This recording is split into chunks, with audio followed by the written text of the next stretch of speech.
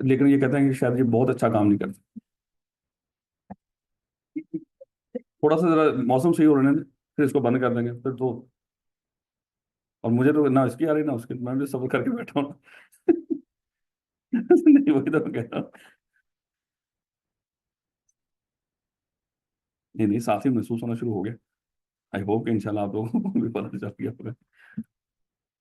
बच्चे दरअसल ना टीचर का बेचारे का सोचते ही, ये बेचारा किस हालत में बैठा हुआ। मैं ये कोने में बैठा हूँ यहाँ पे, इन्होंने पंखा लगाया था कभी, वो भी चौधरी है।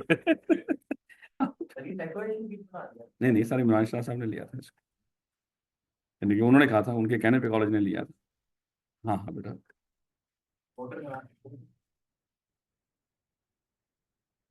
नहीं नहीं, वो वैसे ही कोई चलाता नहीं होगा इसको, ऑन ऑफ होता था। ले मेरे बच्चों, भाई, सियाने बच्चों।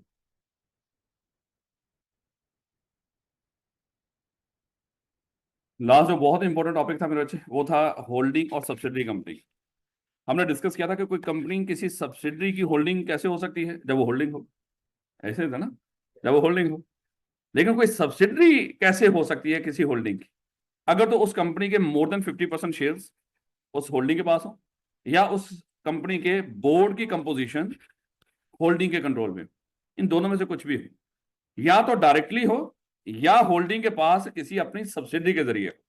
और फिर हमने डिस्कस किया था कि अगर वो कंपनी भी होल्डिंग की सब्सिडरी होगी, जिसके ऊपर होल्डिंग का कंट्रोल बजाय खुद अपनी सब्सिडरी के जरिए। याद है हमने डिस्कस किया था कि सब्सिडरी की जो सब्सिडरी होती है, वो होल्डिंग के लिहाज से हम उसको कहते हैं सब सब्सिडरी। एक लफ्ज होता है, वो भी होल्डिंग की सब्सिडरी है, लेकिन किसके जरिए, खुद अपना कंट्रोल नहीं है उसके ऊपर, अपनी सब्सिडरी के जरिए है। याद है कल जो हमने अल्फाज पढ़े थे उसके अंदर। लो बेटा, उसके बाद हमने कल कमीशन की बातें की थी, रट्टे वाली बातें थी, किस एक्ट के तहत बना 1997, कब ऑपरेशन हुआ 1999 को। और फिर इसकी पावर्स तीन जगहों से आ रही थी, इसके खुद के एक्ट, कंपनी एक्ट और गवर्नमेंट की तरफ से। और फिर इसके ऑफिस 9 थे। एक हेड ऑफिस इस्लामाबाद के अंदर, 8 रीजनल ऑफिस। और रीजनल ऑफिस के अंदर हमने डिस्कस किया था रजिस्ट्रार होते हैं। और कहाँ कहाँ से थे वो, पीएसएल की 6 टीमें और 7, 2 सक्खर और फैसलाबाद। तो उसके बाद हमने बात की थी मेरे चाहे रजिस्ट्रार की। तो रजिस्ट्रार रजिस्ट्रार ही होता है, चाहे जिस मर्जी नाम से हो। तो इसकी डेफिनेशन हमने पढ़ी थी। और उसके बाद हमने डिस्कस, हो सकता है एमसीक्यू के अंदर पूछ रहे बताएं इनमें से रजिस्ट्रार की सही डेफिनेशन कौन है, कोई एक आधा नाम बीच में से उड़ा दे। है तो सही वो होगी जिसमें ये सारे ही आ रहे होंगे सादा अल्फाज में। और फिर मेरे चाहे रजिस्ट्रार की हमने पावर्स और ड्यूटीज की पावर ड्यूटी यहाँ पे हमें मिल गई थी। जब पेपर में पूछ ले तो मेरे बच्चे, कभी पूछा नहीं लेकिन उसका पूरा पूरा हक है, वो पूछ सकता है। उसके बाद हमने कंपनी के ऑफिसर्स की बात की थी। तो कंपनी के ऑफिसर हमेशा यही लोग होंगे। जब जब ऑफिसर की डेफिनेशन को डिफाइन करेगा, आपने इन्हीं को दिमाग में रखना है, यही ऑफिसर है। हाँ, लिस्टेड कंपनी के मामले में कोई 2 ऑफिसर आगे जाके मजीद भी ऐड करेगा, चैप्टर नंबर 4 के अंदर वो 1-2 बंदा और ऐड कर देगा। तो लेकिन जब वो आएगा टेस्ट के अंदर कोई सवाल, तो फिर आपको खुद ही पता चलेगा ऑफिसर किसको बोलेंगे। और उसके बाद मेरे बच्चे, बोर्ड का मतलब बोर्ड। और मेंबर्स ऑफ ए कंपनी की कल हमने डेफिनेशन पढ़ी थी, बड़ी इंपॉर्टेंट थी। 3 तरह के लोग कंपनी के मेंबर्स होते हैं। एक तो हमने डिस्कस किया था सब्सक्राइबर टू द मेमोरेंडम। और ये सब्सक्राइबर टू द मेमोरेंडम कौन थे बोला, वो लोग जो कंपनी बनाते वक्त ही मेमोरेंडम के अंदर अपने नाम लिखवा दिया करते थे कि सर हम इस कंपनी के मेंबर बनना चाहते हैं, और हमारे नामों के सामने कोई शेयर्स लिख लो। और फिर क्या वो नाम लिखवाते ही मेंबर बन जाते थे? ना ना, जब कंपनी इनकॉर्पोरेट हो जाती थी, फिर वो सब्सक्राइबर टू द मेमोरेंडम क्या बन जाते हैं, मेंबर। लेकिन उससे पहले उनका स्टेटस क्या होता है बोला, just subscriber to the memorandum. ये बात समझ आ रही है मेरे बच्चों? उसके बाद हमने डिस्कस किया था कि वक्तन फक्तन कंपनी जब नए शेयर अलॉट करेगी, या जिन जिन लोगों को शेयर ट्रांसफर होकर जा रहे होंगे, वो लोग भी उस कंपनी के मेंबर बन जाएंगे। फिर तीसरा हमने डिस्कस किया था कि अगर कोई गारंटी लिमिटेड कंपनी हो, उस कंपनी के मेंबर्स के रजिस्टर में जिस बंदे का नाम आ रहा हो वो भी मेंबर होगा। और फिर हमने आखिरी बात की थी कि इसलिए मेंबर और जो शेयर होल्डर का लफ्ज हम इंटरचेंजेबली बोल तो देते हैं, लेकिन इन दोनों में फर्क है। और जो इनमें ब्रॉडर टर्म कौन सी है, मेंबर। शेयर होल्डर एक लिमिटेड है जिसके पास शेयर्स हो, लेकिन मेंबर बगैर शेयर्स के भी मेंबर बन सकते हैं। उसके बाद मेरे बच्चे, कल हमने रेजोल्यूशंस का जिक्र किया था। और हमने डिस्कस, अगर कंपनी के बोर्ड मीटिंग हो रही हो, और उस मीटिंग का 21 दिन पहले नोटिस दिया गया हो, और ये 3/4 मेजोरिटी से पास हो रही हो, तो ये कौन सी रेजोल्यूशन होगी? कोई बात नहीं, अभी तो ताजी ताजी बात है, कभी ना कभी तो भूलेंगे। हैं? सर बोर्ड मीटिंग में नहीं सर, जनरल मीटिंग के अंदर, जिसका 21 दिन पहले नोटिस दिया, ऐसे ही मेरा कभी ना कभी बुलवा लेना। और यकीन कर लो कि आपको पता भी चलेगा इस बात का कि, और मैं चैलेंज तो फिर चैलेंज होता है। अब मेरी तो पूरी कोशिश होगी किसी टाइम पर भी आप फंसे इस मामले में।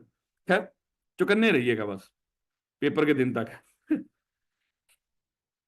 आई कैप भी पूछ सकता है ना, आई कैप ने सरप्राइज दे दिया, वहां पे ना बोल देना है, फिर भी मैं ही जीतूंगा क्या, मतलब अगर अल्लाह माफ करे गलत, लेकिन गलत हो गई नहीं, आप लोगों ने मौका देना ही नहीं। ले बेटा, तो कल हमने डिस्कस किया था कि types of resolution bye members. तो पहले तो हमने कंपनी के लिहाज से डिस्कस किया था। कंपनी के लिहाज से दो तरह के लोग होते हैं, एक बोर्ड ऑफ डायरेक्टर्स और एक कंपनी बनाने वाले, जिनको हम कंपनी के मेंबर्स कहते हैं। हमने कहा था कि बोर्ड की मीटिंग, मेरे बच्चे, हमेशा बोर्ड मीटिंग कहलाती है, और इसमें पास होने वाली रेजोल्यूशन हमेशा बोर्ड रेजोल्यूशन कहलाती है, इसके अलावा कुछ नहीं होता। लेकिन मेरे बच्चे, जो मेंबर्स की मीटिंग होती है, इनको हम कहते हैं जनरल मीटिंग। और जनरल मीटिंग के अंदर जो रेजोल्यूशन पास होती है वो दो तरह की होती है, या तो ऑर्डिनरी रेजोल्यूशन होगी या स्पेशल होगी। फिर मेरे बच्चे हमने डिस्कस किया था ऑर्डिनरी रेजोल्यूशन तो जो सिंपल मेजोरिटी से पास हो रही हो, लेकिन जनरल मीटिंग, पहले जनरल मीटिंग को भी डिफाइन कर लो कि उन मेंबर्स की मीटिंग जिनके पास वोटिंग राइट्स वाले शेयर्स हो, उन्हीं की मीटिंग कहेंगे। अगर वो प्रेफरेंस शेयर होल्डर की मीटिंग हो रही है, वो कभी जनरल मीटिंग नहीं कहलाती। आगे जाके पढ़ेंगे चैप्टर नंबर 8 के अंदर, उनको हम क्लास मीटिंग कहते हैं, वो जनरल मीटिंग नहीं कहलाती। जनरल मीटिंग की निशानी क्या होती है, इसमें वो शेयर होल्डर बैठते हैं जिनके पास वोटिंग राइट्स वाले शेयर्स हो। और फिर हमने डिस्कस किया था जनरल मीटिंग हो और तो उसके अंदर दो तरह की रेजोल्यूशन पास होती है। इसका मतलब अगर प्रेफरेंस शेयर होल्डर की मीटिंग हो रही हो, पहले तो जनरल मीटिंग नहीं कहलाए, तो उसके अंदर पास होने वाली रेजोल्यूशन ऑर्डिनरी स्पेशल रेजोल्यूशन नहीं कहलाए, याद रखोगे, वो जस्ट रेजोल्यूशन ही कहलाए, प्रेफरेंस शेयर होल्डर की रेजोल्यूशन, याद रखोगे। ऑर्डिनरी स्पेशल रेजोल्यूशन कहां पे पास होती है, जनरल मीटिंग के अंदर।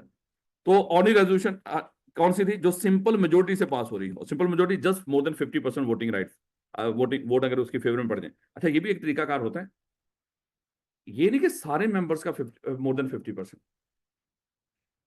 नहीं नहीं, ये भी आगे जाके पढ़ेंगे, उस तरह तो नहीं बताएगा, लेकिन आप दिमाग में रखिएगा। अज्यूम कर लो आज हमने जनरल मीटिंग बुलाई है, जनरल मीटिंग में कौन लोग आके बैठेंगे, मेंबर्स जिनके पास वोटिंग राइट्स वाले मेंबर वोट हो। लेकिन सारे मेंबर्स के ऊपर लाजमी नहीं होता कि वो जनरल मीटिंग में आके बैठे, कुछ आएंगे कुछ नहीं आएंगे, कुछ आएंगे मीटिंग के अंदर, कुछ नहीं आएंगे। जो आए हुए हैं हम उनके लिहाज से हम देख रहे होते हैं, और जो आए हुए हैं वो होने चाहिए जिनसे उस मीटिंग का कोरम पूरा हो जाए। सादा अल्फाज में मैं कहना चाहता हूं, आगे जाके टर्म पढ़ेंगे हम कोरम की। सारे लोगों का आना जरूरी नहीं, हमने कुछ तय किया होता है कि कम से कम मीटिंग में इतने लोगों का आना जरूरी है। अगर उतने लोग ना आए तो मीटिंग होती ही नहीं। जनरल मीटिंग के भी कोरम होंगे, जनरल मीटिंग का भी कोरम होगा, बोर्ड मीटिंग का भी कोरम होगा, इतना कोरम होते हैं। कोरम क्या होता है, वो कम से कम लोग जो आए तो मीटिंग होगी, नहीं तो नहीं आए, नहीं होगी। तो ये कोरम का एटलीस्ट कोरम पूरा हो, उसके बाद चाहे जितने मर्जी लोग बैठे हो, कोरम कम हो तो फिर तो रेजोल्यूशन पास ही नहीं होती, डिस्कस ही नहीं होती। ये हम कोरम के लिहाज से डिसाइड कर रहे थे, मोर देन 50% वोट जो बैठे हो लोग वहां, लेकिन वो क्या पूरा कर रहे हो, एटलीस्ट कोरम पूरा कर रहे हैं। और कोरम क्या होता है बोला, वो कम से कम लोग जिनका उस मीटिंग में होना मीटिंग के लिए जरूरी है। जैसे मान लो कि होता है ना, हमारी क्लास है, हमने इसमें कोरम रखा था 10 लोग, 10 लोग होंगे कम से कम तो क्लास होगी, नहीं तो नहीं होगी। अब आज 9 लोग बैठे होंगे तो क्लास होगी नहीं, तो रौला ही मुक्का, यहाँ पे कौन सी रेजोल्यूशन पास होनी है कौन सी नहीं है। लेकिन अगर 10 लोग हैं एटलीस्ट, चाहे क्लास 30 लोगों की है, लेकिन 10 लोग हैं, तो हम क्या करेंगे, रेजोल्यूशन रखेंगे, और उसके ऊपर जो बैठे हुए हैं उनका मेजोरिटी के लिहाज से फैसले होंगे, याद रखोगे। यानी कि आज के बाद जब आगे जाएंगे फिर मैं बता दूंगा दोबारा, कोरम का एक्चुअली ये होता है, मेजोरिटी कोरम की, एटलीस्ट कोरम की। ज्यादा हो तो अच्छी बात है, कम नहीं होते उससे, खैर ये नहीं हो, क्योंकि अक्सर बच्चों के दिमाग में होता है जितने शेयर होल्डर है ना, वो सारे के सारे वहां पे बैठे हैं और उनका मेजोरिटी, यानी कि 1 लाख शेयर है तो शायद वो 51,000 ही कुछ इस तरह का, या नहीं, ऐसा नहीं होता रियल में कुछ, यानी कि इस तरह की चीजें हो रही है, किताबों में कहीं लिखा नहीं है, लेकिन इंशाल्लाह जब आएगा मैं बता दूंगा। लोड और कल आपने स्पेशल रेजोल्यूशन को भी डिफाइन किया, ऐसी रेजोल्यूशन जो कंपनी की उस मीटिंग का 21 दिन पहले नोटिस दिया गया और मेंबर्स की 3/4 मेजोरिटी से पास हो। इतनी सी बातें आपने सादा अल्फाज में इसको याद रखना। लो बेटा, मेरा ख्याल है यहाँ तक हमने पढ़ लिया था, प्रोविजन हमने पढ़ ली थी। और अगेन एक एक जिक्र बार बार करता था कि अगर मीटिंग अटेंड करनी है तो मीटिंग अटेंड कैसे कर सकते हैं, पर्सनली, प्रॉक्सी के जरिए, और ऑनलाइन, वो प्रॉक्सी होता है। पर्सनली जाके अटेंड कर लो, प्रॉक्सी के जरिए अटेंड कर लो, या क्या कर लो, ऑनलाइन अटेंड कर लो। उसके बाद हमने डिस्कस किया अगर वोट कास्ट करना हो, हाँ जाके वोट कास्ट कर लो, वीडियो लिंक के जरिए, वो पर्सनली होता है, किसी प्रॉक्सी को भेज के या पोस्टल बैलेट। ये अल्फाज क्योंकि यहाँ पे लिखे हुए थे, मैंने कहा कि दोबारा बता लो बेटा। प्रोविजन थी यहाँ पे, प्रोविजन किस चीज की है, ऊपर हमने डिस्कस कर लिया कि अगर आपने स्पेशल रेजोल्यूशन पास करनी हो तो कम से कम 21 दिन पहले नोटिस देंगे। अगर 21 दिन पहले नोटिस देकर आप स्पेशल रेजोल्यूशन पास कर सकते हो जनरल मीटिंग के अंदर 3/4 मेजोरिटी से। लेकिन इसकी एक्सेप्शन है, provided that if all the members entitled to attend and vote at any such meeting so agree, a resolution may be proposed and passed as a special resolution at a meeting of which less than 21 notice days notice has been given. यानी कि इंतहाई शदीद किस्म की ये requirement है। अगर एक कंपनी के 500 मेंबर हैं, वो 500 के 500 मेंबर इस बात पे एग्री कर जाएं कि ठीक है 21 दिन से अगर हमने कम डेज पर भी रेजोल्यूशन पास करनी है, मजबूरी है, तो ठीक है हम कम डेज पे रेजोल्यूशन पास कर लेते हैं, लेकिन उनमें जितने मेंबर हैं ऑल द मेंबर्स उनका एग्री होना जरूरी है। एक मेंबर भी अगर मुकर गया ना ना 21 दिन का नोटिस हो, तो फिर 21 दिन का नोटिस ही होगा। बड़ी यानी कि अगर सारे मेंबर एग्री करते हैं तो शॉर्ट नोटिस देके भी स्पेशल रेजोल्यूशन पास की जा सकती है। लेकिन उसके लिए क्या होना चाहिए, सब मेंबर्स का एग्री होना जरूरी है। प्राइवेट कंपनी तो छोटी कंपनी होती है, उसमें थोड़े मेंबर होते हैं, चलो वो तो एग्री कर जाते हैं। बड़ी कंपनी, पब्लिक कंपनी के अंदर लाखों हजारों मेंबर हैं, उनका तो मोस्टली, इसलिए मेरे बच्चे आगे जाके पढ़ेंगे, लिस्टेड कंपनी के लिए तो होता ही नहीं इस तरह का ऑप्शन कि वो शॉर्ट नोटिस दें। लेकिन भल जो कर सके कि सारे मेंबर एग्री कर दें, तो फिर 21 दिन से कम, आप पूछेगा पेपर के अंदर कि स्पेशल रेजोल्यूशन पास करने के लिए 21 दिन का नोटिस देना जरूरी है। एक्सेप्शन बताओ इसको। तो ये एक्सेप्शन के अंदर मेरे से आंसर होगा। और आई कैप को ऐसी बातें उसको लग रहा था बच्चे ने मेन मेन बातें तो याद कर ली होंगी, और इन चीजों पे ध्यान नहीं जाता। और एक्सेप्शन हर जगह पे पसंद होती है इंसान को। जैसे मान लो कि यहाँ पे हमारी क्लास हो, इतने लोग बैठे हो, एक बंदा गंजा बैठा हो, ये एक्सेप्शन है, सबका ध्यान उस पर जाएगा। और एक्सेप्शन हमारे सिलेबस के अंदर भी हो ना, तो ये हमेशा एक्सेप्शन, कहीं पर भी, घरों में भी हमारे कोई ना कोई इस तरह का कोई घर का फर्द होता है जो एक्सेप्शन होती है। हर जगह पे कोई ना कोई, और सबका ध्यान उस पर होता है। जैसे मान लो कि घर में सब बड़े बड़े हैं, लेकिन एक छोटा सा बच्चा है, वो एक्सेप्शन है, सब उसी से लाड प्यार कर रहे हो,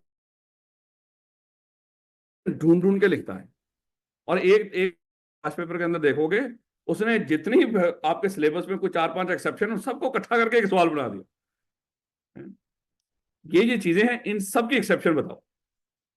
पॉइंट ए, इन सब की एक्सेप्शन है और डिफरेंट चैप्टर्स के अंदर है वो। तो इसलिए मेरे बच्चे ये प्रोवाइडेड या एक्सेप्ट एक्सेप्ट, तो ये क्या होती है, एक्सेप्शन होती है, इसको याद रखना। लो बेटा,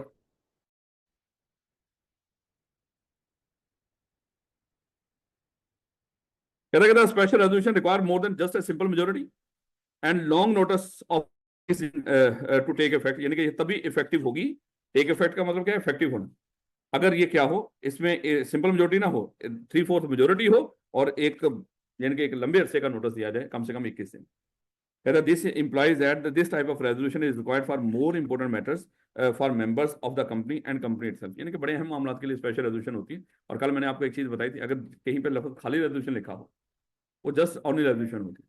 लेकिन स्पेशल रेजोल्यूशन हो तो साथ नाम लिखेगा, ये काम करने के लिए स्पेशल रेजोल्यूशन। हाँ, कुछ ऐसी चीजें होंगी जो मैं बता दूंगा, इनके लिए हमेशा होती है स्पेशल रेजोल्यूशन। जैसे मेमोरेंडम और आर्टिकल, इनको जब जब चेंज करना हो हमेशा स्पेशल रेजोल्यूशन होती है, उसके लिए कभी ऑनली रेजोल्यूशन होती ही नहीं। तो कुछ चीजें ऐसी होती हैं जहाँ पे हमेशा होती है स्पेशल रेजोल्यूशन, वो बाय डिफॉल्ट। तो ये दो चीजें हैं वैसे, मेमोरेंडम और आर्टिकल। ले बेटा, आई होप कि ये चीजें, छोटे छोटे पॉइंट्स हैं, ये समझ आ गए होंगे। लो बेटा, आगे बड़ा टॉपिक, और आई कैप का फेवरेट भी है, और जरा थोड़ा सा ध्यान से। ले बेटा, एसोसिएशन नॉट फॉर प्रॉफिट। अब हुआ क्या था, जरा पहले जरा कहानी देखिएगा, इस एसोसिएशन नॉट फॉर प्रॉफिट के पीछे क्या कहानी हो सकती है। अज्यूम कर ले मेरे बच्चे, ये मिस्टर ए और मिस्टर बी थे। ये मेरे बच्चे, इन्होंने क्या किया, सारी जिंदगी हराम का माल कमाया इन्होंने। खाया तो कम ही जाता है, कमाते ये लोग ज्यादा हैं, खाते तो वही हैं जो जितनी जरूरत होती है, लेकिन पता नहीं बेशर्मी होती है लोगों की। तो इन्होंने हराम का माल कमाया सारी जिंदगी। वैसे एग्जांपल दे रहा हूँ, हलाल का भी कमाया होगा भाई, हलाल या हराम जो भी है। ये ना हो कि आप कहेंगे सर एसोसिएशन ऑफ प्रॉफिट हमेशा अल्लाह माफ करे हराम हराम का माल वही वो बना रहे होते हैं, ऐसा मामला नहीं। नो बेटा, तो मिस्टर ए और बी इन्होंने बड़ा पैसा कमाया। अच्छा, इन्होंने जब पैसा कमा लिया, इन्होंने कहा कि देखो अब हमारी जिंदगी का आखिरी दिन आगे, ऐसा करते हैं कि लोगों की भले के लिए कोई काम करते जाते हैं ताकि आखिरत भी संभाल लें। तो इन्होंने कहा कि ऐसा करते हैं, कोई भले के लिए क्या हो सकता है, किसी ने कहा कि हॉस्पिटल बना लो। हाँ, ये अच्छी बात है, हम लोगों का फ्री में इलाज करेंगे। अच्छा, इन्होंने क्या किया, वो जितनी इनके पास जो कमाई पड़ी हुई थी इन्होंने उठाई, और कहाँ पे लगा दी उसको, हॉस्पिटल के ऊपर। हॉस्पिटल बना लिया। अब मेरे बच्चे, जब हॉस्पिटल बनाया होगा, एक तो इन्होंने अपना पैसा लगा दिया। अच्छा, इनको ये था कि हम लोगों का यहाँ पे फ्री में इलाज करेंगे, कुछ ज़कात उसको भी इकट्ठी कर लिया करेंगे, और इस तरह ये काम चलाते रहेंगे। अच्छा, इन्होंने अपना सारा पैसा लगा दिया, लेकिन हॉस्पिटल का एक अच्छा खासा खर्चा होता है, इनका अपना पैसा तो लग ही गया, ज़कात शिकात उतनी इस तरह मिल ही नहीं थी इनको। तो मेरे बच्चे कुछ अर्से तक तो वो हॉस्पिटल चला, लेकिन उसके बाद मेरे बच्चे हॉस्पिटल डूब गए। अब मेरे बच्चे उस हॉस्पिटल के ऊपर करोड़ों अरबों की लाइबिलिटीज थी, और इन बेचारों को अपना घर बार बेच के भी वो लाइबिलिटीज पे करनी पड़ी, क्योंकि यहाँ पे कौन सी कंपनी थी, कोई कंपनी तो नहीं थी कि इनकी लाइबिलिटी लिमिटेड होती है। इन्होंने एक मान लो कि कोई लोगों की वेलफेयर के लिए कोई इदारा खोला, उसको कंपनी थोड़ी बनाया था जहाँ पे लाइबिलिटी लिमिटेड हो जाती, और उसकी जितनी लाइबिलिटी थी फिर अपना घर बार बेच के बेचारों को लाइबिलिटी पे करनी पड़ी, और खुद रुल गए। एक तो इस तरह की एक सिनेरियो ये हो गया। उसके बाद इन्होंने दोबारा से पैसा इकट्ठा किया, अज्यूम कर लो, दोबारा से पैसा इकट्ठा करके अब ये लोग आए आपके पास, आप पढ़े लिखे माशाल्लाह चार्टर्ड अकाउंटेंट है, तो आपके पास आए और आके आपसे एक मशवरा मांगा। वो कहते हैं कि सर हमने ना अपना घर बार भी खो दिया था पहले, इस तरह करके लोगों की फलाह बहबूद का काम करना चाहते थे, हम दोबारा वो लोगों की फलाह का काम करना चाहते हैं, लेकिन साथ ही हम चाहते हैं कि इतनी का हमारे पास सेविंग है, मान लो कि इतने करोड़ की हमारे पास सेविंग है, हम वो लगाना चाह रहे हैं, और हमने घर बार भी बड़ी मुश्किल से बना लिया दोबारा, हम चाहते हैं हमारा घर बार बच जाए, और कल अगर डूबे ना यही पैसा डूबे जो हम उस प्रोजेक्ट के ऊपर लगा रहे हैं। अब मुझे बताओ कि अगर ये लोग ये चाहते हो हमारा घर बार ना डूबे, सिर्फ वो पैसा डूबे जो उस प्रोजेक्ट के ऊपर लगाएं, तो आप उनको क्या मशवरा दोगे? पार्टनरशिप बना लो, सोल ट्रेडर बना लो, या कंपनी बना लो? कंपनी बनाने का मशवरा देंगे। अब उनको कहेंगे सर अगर इस तरह का काम करना चाहते हो ना कि आपका घर बार बच जाए और आपकी लायबिलिटी लिमिटेड हो, तो सर वो तो एक ही तरीका कार है कि आप क्या कर लो, उसको क्या कर लो, कंपनी के तौर पर रजिस्टर कर। अच्छा, इन्होंने क्या किया, उस हॉस्पिटल को मान लो कि कोई भी CFE, कोई भी CFE हेल्थ लिमिटेड के नाम से उन्होंने उसको रजिस्टर करा लिया, वैसे नाम रख लेते,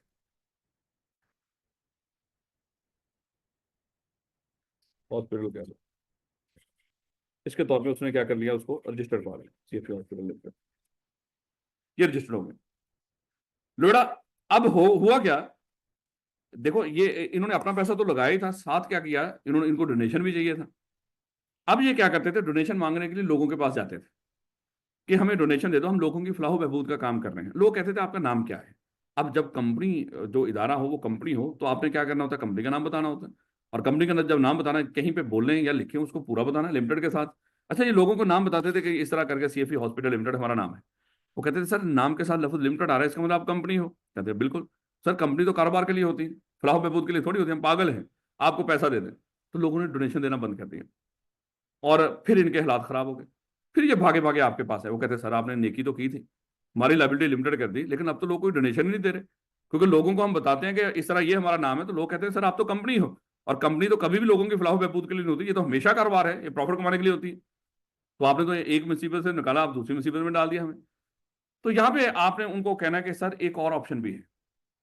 उन्होंने कहना पहले बताना था, कहते उस वक्त मैंने क्लास नहीं अभी ली थी, वो अगली क्लास में जिक्र हुआ था। खैर, तो एक और ऑप्शन भी है, यानी कि आप फलाह बहबूद का काम कर लो, आप अपनी लायबिलिटी भी लिमिटेड कर लो, और आपको अपने उस इदारे के नाम के साथ वर्ड लिमिटेड भी नहीं लिखना पड़ेगा, लेकिन उसके लिए आपको एक फॉर्मेलिटी पूरी करनी पड़ेगी। कंपनी एक्ट 2017 ने उसके लिए कुछ रिक्वायरमेंट्स बताई।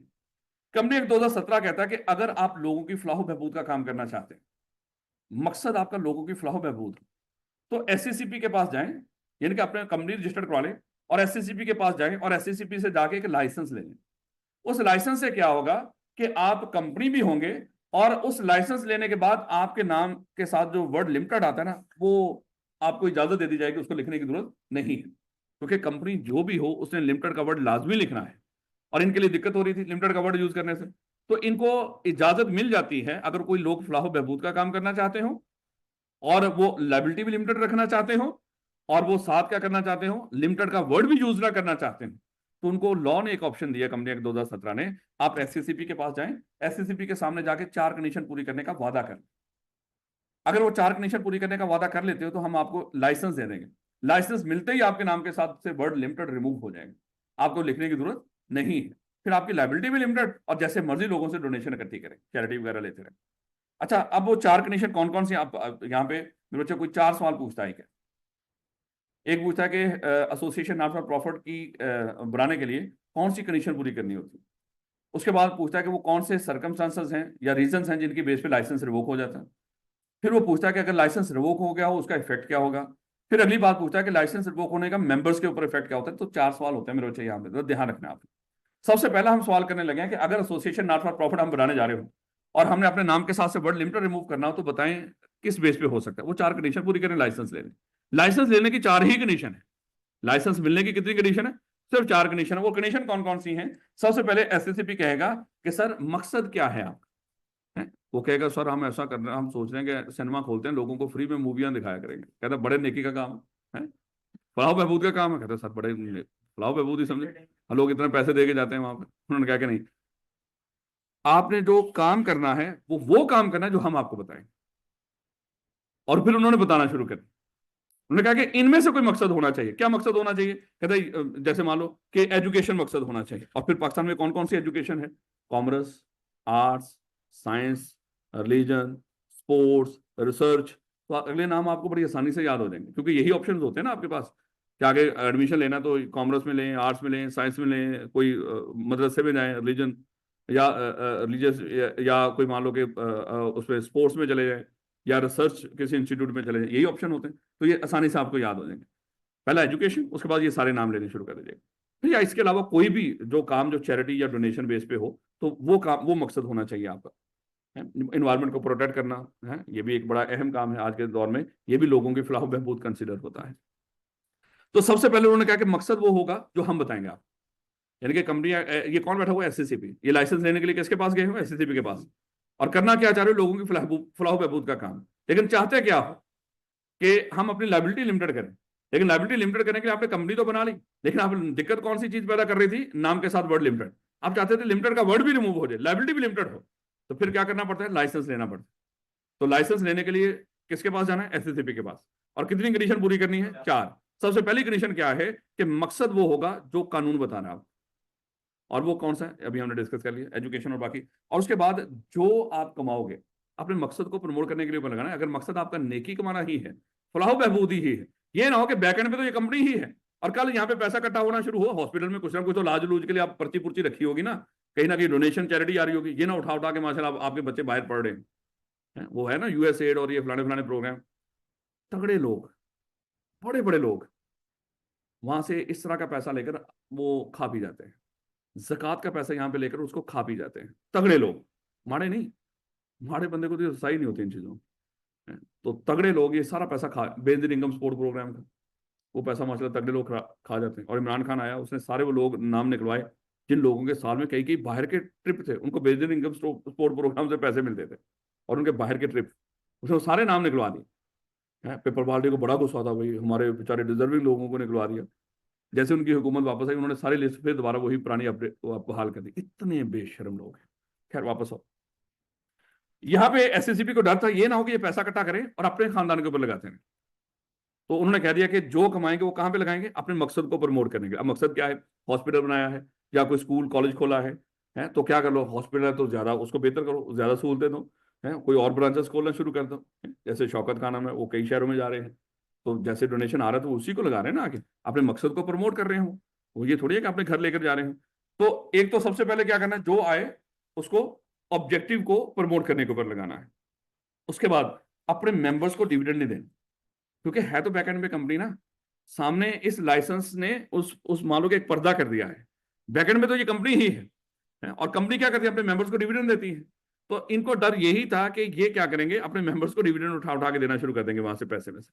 तो मना कर दिया कि जो कमाएंगे उसमें से अपने मेंबर्स को डिविडेंड पे नहीं करना, तीसरी कंडीशन। और चौथी कंडीशन, कोई भी ऐसा काम नहीं करना जो लोगों के या हमारे इस मुल्क के मुफाद के खिलाफ, कोई दो नंबरी नहीं करनी, कोई फ्रॉड नहीं करना। तो ये 4 काम करने का वादा कर लो, हम आपको लाइसेंस दे देंगे। तो अगर आप एसोसिएशन नॉट फॉर प्रॉफिट बनाना चाहें, सेक्शन 42, ये एक सेक्शन याद रखना है आपने। वैसे आपने कोई सेक्शन याद नहीं करने होते, लेकिन ये एक सेक्शन आपने याद करना है, सेक्शन 42, 43, ये 2-3 सेक्शन है, ये आपने याद कर लीजिएगा। तो सेक्शन 42 के तहत अगर आप एसोसिएशन बन, कहीं पे लफ्ज आए ना, अच्छा सेक्शन 42 के तहत बनी हुई ऑर्गेनाइजेशन, आपके दिमाग में फौरन से आ जानी चाहिए ये एसोसिएशन नॉट फॉर प्रॉफिट की बात हो रही है। तो सेक्शन 42 के तहत अगर आप एसोसिएशन नॉट फॉर प्रॉफिट बनाना चाहें तो मुझे बताएं उसके लिए कितनी कंडीशंस हैं, 4। और ये किसके सामने जाके पूरी करनी है, एससीसीपी। कौन कौन सी, मकसद वो जो बताया जा रहा है, जो कमाएंगे मकसद को प्रमोट करने के लिए, डिविडेंड पे नहीं करना, और कोई गैर कानूनी काम नहीं करना। अच्छा इतनी, अब सादा अल्फाज में ये मुझे जब मैं पूछूं इतना बता दिया करो, इट्स ओके। मकसद वो जो वो खुद बता रहे होंगे और वो क्या है हमें पता। उसके बाद जो कमाएंगे मकसद को प्रमोट करने के लिए, और अपने मेंबर्स को डिविडेंड नहीं देना, और कभी भी कोई गैर कानूनी काम नहीं करना। तो ये 4 कंडीशन, और ये 4 कंडीशन पूरी करने का वादा करोगे, एससीसीपी से क्या मिलेगा, लाइसेंस। लाइसेंस मिलते ही इसका इफेक्ट क्या होगा, आपके नाम के साथ से वर्ड लिमिटेड रिमूव कर दिया जाएगा। अब कंपनी जहां जहां पे अपना नाम लिख रही होगी वो साथ वर्ड लिमिटेड नहीं आएगा, लाइबिलिटी भी लिमिटेड होगी और उस वर्ड लिमिटेड से भी जान छूट गई। याद रखोगे, कंपनी बनाओगे तो लिमिटेड का वर्ड तो आएगा ही आएगा, लेकिन इससे बचा जा सकता है। लेकिन कब, जब फलाह बहबूद का काम कर रहे हो। लो बेटा, उसके लिए भी लाइसेंस लेना पड़ेगा। ले बेटा तो देखेंगे एक कॉन्सेप्ट दिया ये। अच्छा यहाँ पे ना मैंने थोड़ा सा इसको शॉर्ट, अगर कभी मैंने किया नहीं शॉर्ट, बस यहाँ पे पता नहीं उसके बाद मैंने अपडेट ही नहीं किया, शुरू शुरू के अंदर था। कहता है कि people working for useful objects of the society some time need protection of the limited liability for such work, यानी कि चाहे आप नेकी का काम करना चाहते हो, लेकिन ये ना हो कि नेकी करते करते माशाल्लाह आप खुद जो बुर्जी पे बैठे हो और लोगों से भीख मांग रहे हो कि अपने खर्चे पूरे करने के लिए। कहता है कि company act allows the registration of a company as association after profit if they satisfy certain condition to SSCP. लेकिन ये कंडीशन किसके सामने जाके पूरी करनी है? एसएससीपी के सामने। एसएससीपी के पास पावर है लाइसेंस देने के, रजिस्ट्रार के पास नहीं जाना। जगह जगह पे यहाँ पे होगा, ये काम करने के लिए आपने रजिस्ट्रार के पास जाना है या एसएससीपी के पास जाना है? हाँ, ये काम करने के लिए आपने एसएससीपी, बड़े सारे और काम होंगे जहाँ पे रजिस्ट्रार के पास जाके होंगे, और भी बड़े सारे काम आएंगे जो एसएससीपी के पास जाके होंगे। तो आप एसएससीपी के सामने जाके सर्टेन कंडीशन पूरी कर दें तो फिर ये हो सकता है, आपकी लायबिलिटी लिमिटेड हो सकती है और वर्ड लिमिटेड यूज करने की जरूरत नहीं। तो कौन कौन सा लाइसेंस मिलने के लिए कंडीशन कौन सी है? पर्पज ऑफ एसोसिएशन क्या होना चाहिए, ये वाला एजुकेशन, और एजुकेशन फिर वो सारे अल्फाज तो मैंने अभी आपको बोला किताबें लिखे हुए सारे, हेल्थ, एनवायरमेंट प्रोटेक्शन, इस तरह के। और फिर जो प्रॉफिट कमाएंगे वो कहां पे लगा देना है दोबारा से? अपने मकसद को प्रमोट करने के लिए। और उसके बाद prohibit the payment of any dividend. और प्रोहिबिशन का लफ्ज का मतलब मैंने आपको बताया था, ऐसा काम जो हो ही नहीं सकता, कि किसी भी सूरत में ये कंपनी अपने मेंबर्स को डिविडेंड पे नहीं करेगी। हाँ, कुछ तनख्वाहें तो उनको रख ले, वो कहीं नहीं फिलहाल यहाँ पे मना नहीं किया वो, लेकिन डिविडेंड पे नहीं होगा। उसके बाद objects and activities are not against the law. वही बात मेरे अभी मैंने आपको बताया था कि इसका मकसद कोई गैर कानूनी नहीं होना चाहिए, तो यहाँ पे यही अल्फाज बोलेगा, objects and activities are not against the law, public order, यानी कि ना तो वो कानून के खिलाफ हो, ना ही जो लोगों का जो नज्म है उसको खराब कर रहे हो, ना ही मुल्क की सिक्योरिटी, ना ही मुल्क की सालमियत, और ना ही पाकिस्तान की जो नेशनल इंटरेस्ट है, कौमी मफाद है, ये उसके खिलाफ भी ना हो। तो ये एक एक्चुअली सादा अल्फाज में ना, ये एक अंडरटेकिंग है, एक हलफ है, हम कोई दो नंबर काम नहीं करेंगे। ये जो चौथी कंडीशन है, याद रखो। एक सवाल यहाँ पे कंप्लीट हो जाता है जो बेतहाशा दफा के आपने पूछा हुआ, लेकिन वो सीधा सीधा काम ही पूछता है इसको कि भाई बता दो मुझे एसोसिएशन ऑफ प्रॉफिट की कंडीशन बता दो। वो ऐसे कह रहा होता कि दाऊद साहब ने सोचा है कि ऐसा करते हैं, एक ना मैं थोड़ा सा एक रिसर्च इंस्टीट्यूट बना लेता हूँ, जिसमें लोगों को रिसर्च सिखाऊंगा और इस तरह का मामला होगा, लेकिन साथ ही वो चाहते हैं कि लाइबिलिटी भी लिमिटेड हो जाए।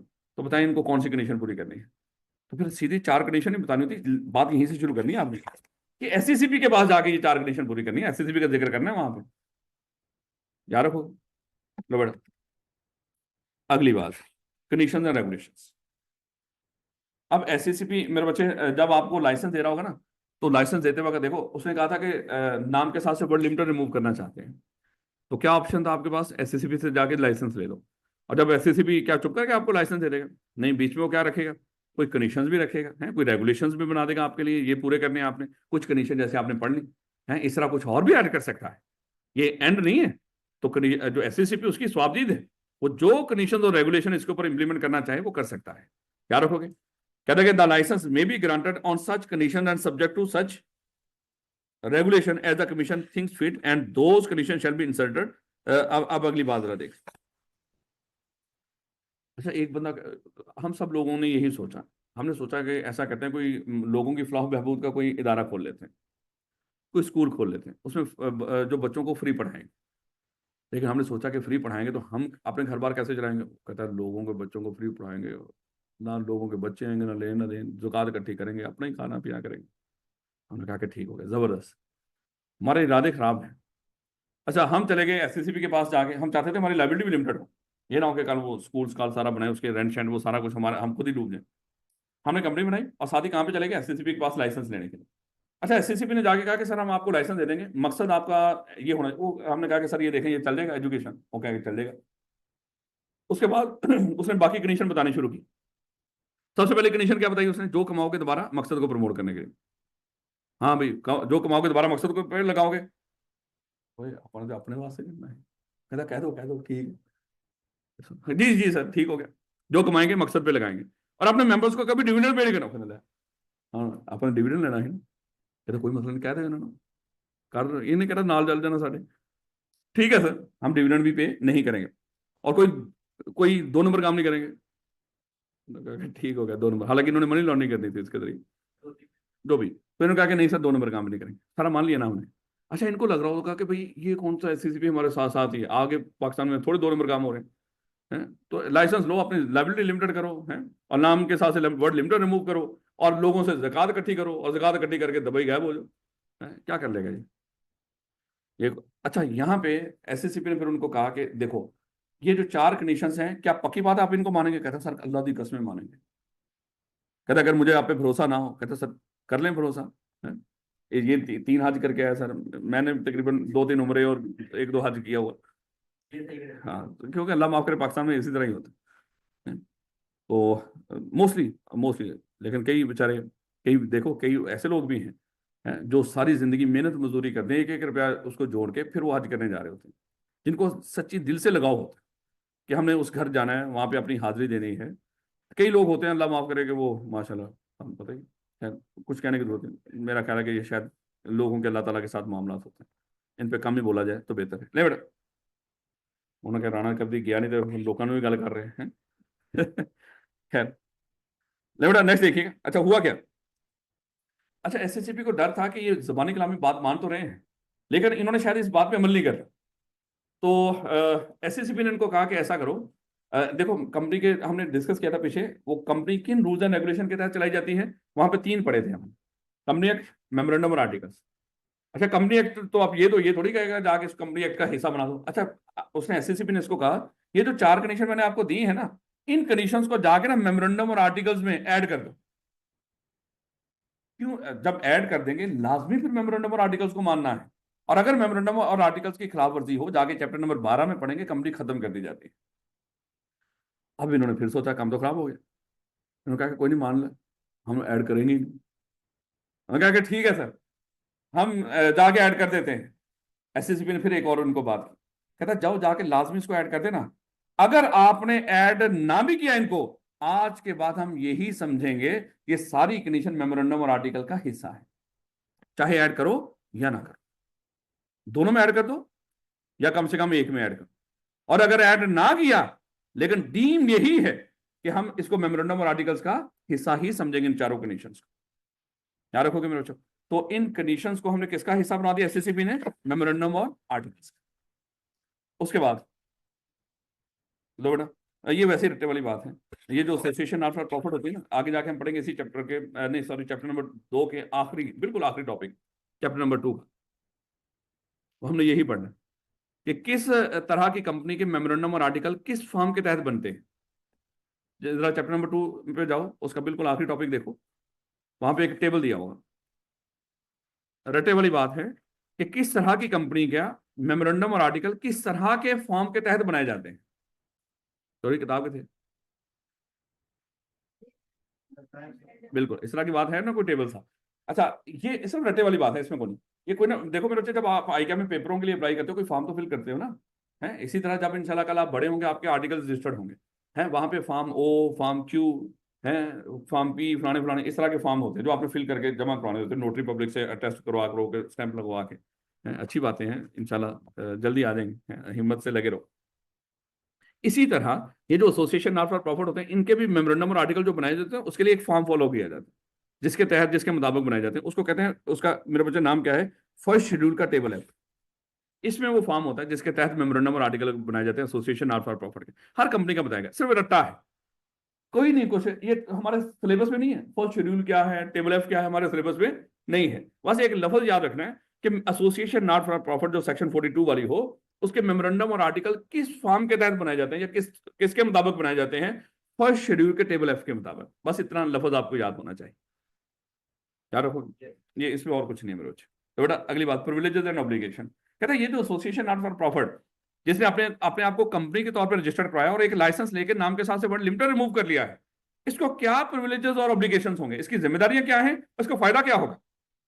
भाई जिम्मेदारियां बैकएंड पे तो कंपनी है ना, जितनी जिम्मेदारियां कंपनी के ऊपर होती हैं वो सारी इस पर होती, क्योंकि कंपनी तो है। हाँ, प्रिविलेज इसको क्या मिली है, नाम के साथ वर्ड लिमिटेड लिखने की जरूरत नहीं है, जिम्मेदारियां कंपनी वाली पूरी करनी है। जैसे वो फाइनेंशियल स्टेटमेंट्स बनाती है, ये भी बनाएंगे, है उसको जहां जहां पे जमा करवाना होता है, सब कुछ जो मामला कंपनी के ऊपर होता है सब कुछ ये फॉलो करेंगे। लेकिन फायदा क्या हुआ, नाम के साथ से वर्ड लिमिटेड रिमूव हो गया इनका, क्या रखोगे? कहता है the association on registration as above, वो जो एसोसिएशन ऑफ प्रॉफिट अभी हम पढ़ गए, shall enjoy all the privileges and subject to all the obligation of a limited company. यानी कि एक लिमिटेड कंपनी के जो राइट्स और ऑब्लिगेशंस होते हैं वो सारे इसके हैं, लेकिन इसको अजाफी फायदा क्या मिला, नाम के साथ वर्ड लिमिटेड लिखने की जरूरत नहीं है। लो बेटा, लाइसेंस किस बेस पे मिल सकता है वो सारा हमने पढ़ लिया। लाइसेंस किससे मिलेगा? एससीसीपी से, और कितनी कंडीशन पूरी करने से मिलेगा? 4। मकसद जो बता देंगे, जो कमाएंगे ऑब्जेक्टिव पे प्रमोट करने के ऊपर लगाएंगे, डिविडेंड पे नहीं करेंगे और कोई गैर कानूनी काम नहीं करेंगे। उसके बाद ये जो टर्म्स जो एसएससीपी जो मर्जी टर्म्स एंड कंडीशन रख सकता है, कंडीशन या रेगुलेशन ऐड कर सकता है जो इस लाइसेंस देते वक्त। और ये जो एसएससीपी आपको कोई कंडीशन या कोई रेगुलेशन बताएगा कि आपने इनको किसी डॉक्यूमेंट का हिस्सा बनाना है, बिल्कुल मेमोरेंडम एंड आर्टिकल, क्या मेमोरेंडम और आर्टिकल, यानी कि दोनों में दोनों का बना दो या कम से कम किसी एक का। और अगर आपने मेमोरेंडम और आर्टिकल का हिस्सा ना बनाया, हाँ, तब भी हम यही समझेंगे ये मेमोरेंडम और आर्टिकल का हिस्सा ही है। तो बेटा अब ये लाइसेंस वगैरह हमें सारा कुछ मिल गया। अब अगली बात आएगी, जो लाइसेंस दे सकता है वो लाइसेंस रिवोक भी तो कर सकता है। तो जैसे हमें जिंदगी मिली है, जहां से मिली है वहीं पे वापस भी जाएगी, वापस भी तो होनी। तो ये लाइसेंस मिल तो गया, लेकिन ये लाइसेंस रिवोक भी हो सकता है। किसने लाइसेंस दिया है? एसएससीपी ने। रिवोक कौन करेगा? एसएससीपी। अब मेरे बच्चे reason of for revocation of license इंतहाई इंपॉर्टेंट है, एक लंबी चौड़ी लिस्ट है। अब मेरे बच्चे अगर पेपर में कुछ समझ ना आ रहा हो, मैं बच्चों को यहीं पे बताता हूँ एक चीज, अगर पेपर में कुछ समझ ना आ रहा हो कि भाई reason of revocation of license क्या हो सकते हैं, भाई जिन कंडीशन के बेस पे आपको लाइसेंस मिला है उन कंडीशंस की वायलेशन कर दो तो रीजन बन जाएगा। ऐसे ना, जैसे एग्जांपल चलो मान लो कि सबसे पहले क्या था, मकसद चेंज नहीं करना, वही रखना है, आपने वही काम किया, स्कूल बंद करके सिनेमा ही खोल लिया है, भाई है ना रीजन, उसको चेंज कर और खत्म कर दो, मकसद ही चेंज हो गया, मेमोरेंडम में जो बताया था आपको उस मकसद पे चल ही नहीं रहे। उसके बाद दूसरा क्या था बोला आपने अब उसको मान लो कि आपने ऊपर लगाना शुरू कर दिया। अब नेक्स्ट क्या था? डिविडेंड पे नहीं करना, डिविडेंड पे करना शुरू कर दिया। और चौथा क्या था? अब जो गैर कानूनी काम वाला जो चौथा पॉइंट है ना, सबसे ज्यादा पॉइंट उन्हीं में से एक एक चीज को बाल की खाल उतारी हुई है। लेकिन जब वो पेपर में सवाल पूछेगा वहां पे हमने तो नंबर गेन करने हैं, और नंबर गेन करने के लिए आपने ये जितने हो सके ये पॉइंट सारे याद करने की भरपूर कोशिश करनी है, और बड़ी आसानी से याद हो, कोई दिक्कत नहीं है इसका। लेकिन कोई ना समझ आ रही हो तो फिर वो वाला ऑप्शन। लेकिन इंशाल्लाह सारी बात है, ये तो मैं आज बता रहा हूँ है, ये 4 चीजें तो आपको फौरन ही याद है, तो बड़ा टाइम पड़ा हुआ अभी इंशाल्लाह आपके पास, तो याद कर ही लेंगे। ये बेटा देखिएगा, कहते the commission may at any time by order in writing. अब छोटी छोटी बातें मेरे बच्चे बड़ी इंपॉर्टेंट होती हैं यहाँ पे लॉ के अंदर। सबसे पहले कौन लाइसेंस वो करेगा? कमीशन, वो कर सकता है। लेकिन कमीशन ये नहीं होगा कि उनको टेलीफोन करके कह देगा ओए मुझे पता लग गया तुम की कर रहे हो, आपका लाइसेंस रिवोक। हाँ, ये मोस्टली जनरल चैनल ही है सारे। अच्छा अच्छा, हाँ। वो देखा कैसे कॉल कर, कैसे बात कर। लेकिन अगर मैं कहूँ ना कि कोई कोई थोड़े से, ये नहीं कहना कि वो भी राणे हैं इसलिए आप कह रहे हैं, और मैं नून लीग का वैसे ही खिलाफ हूँ, वैसे मैं कह रहा हूँ, लेकिन वो बहुत अच्छा है। उनका इलाका कभी जाके देखो, ये जो जाते हैं ना आप राणा रिजॉर्ट, उन्हीं के इलाके में ना, जरा उनके इलाके शराके जाके देखें, आपको पता चलता है कि लगता ही नहीं कि ये भी सड़कें सड़कें सब कुछ, वो लोगों की बड़ी खिदमत करते हैं और वो जेन्युइन जीते हैं। होता है नून लीग की 17 सीटें जिनका जिक्र करते हैं, उनमें वो लोग भी हैं कि उनकी वो उसका वो बेशर्म ना।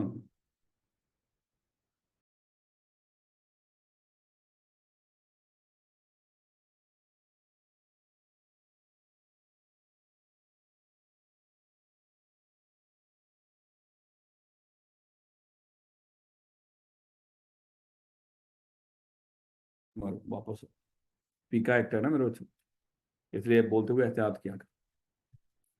ले बेटा वापस आओ। तो कमीशन ये नहीं करेगा कि अगर कहीं पे एसोसिएशन आफ्टर प्रॉफिट के मेंबर मिल गए उनको कहेगा हाँ सरप्राइज आपका लाइसेंस रिवोक। ऐसा नहीं होगा मेरे बच्चे।